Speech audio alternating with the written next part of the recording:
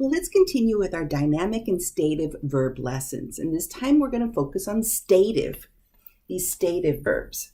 Now, in describing these within what are kind of like the rules of stative verbs, they do express situations. They describe a state of being, a state of mind, relationships between people, between things, and also describes emotions.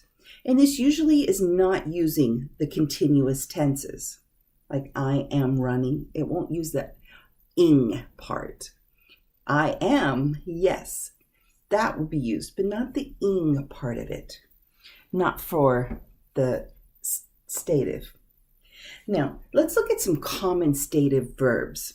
This is a list of the common ones because they can state the situation, the thoughts, the opinions, and the emotions. We have love, hate, like, prefer, seem, know, own, doubt, and understand. These are some pretty common stative verbs because they're going to state a situation, a thought, an opinion, or an emotion. And it usually makes that kind of like a declaration of what it is. So there's not really an action that's happening.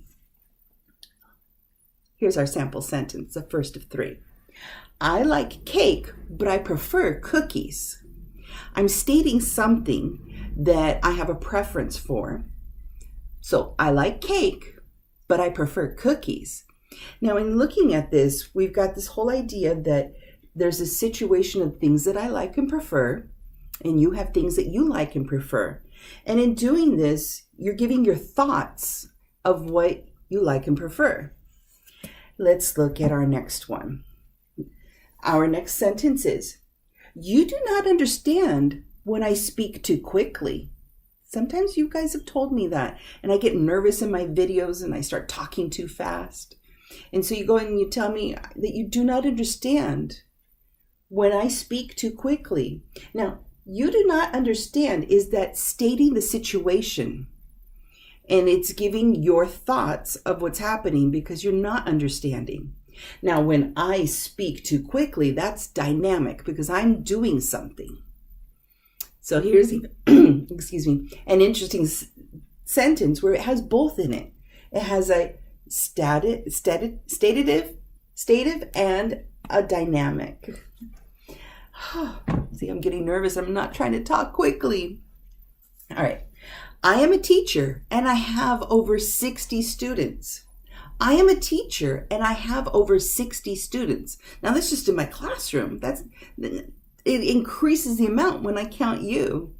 Now, I am a teacher. That states my situation. That's who I am and what my job is. And I love teaching.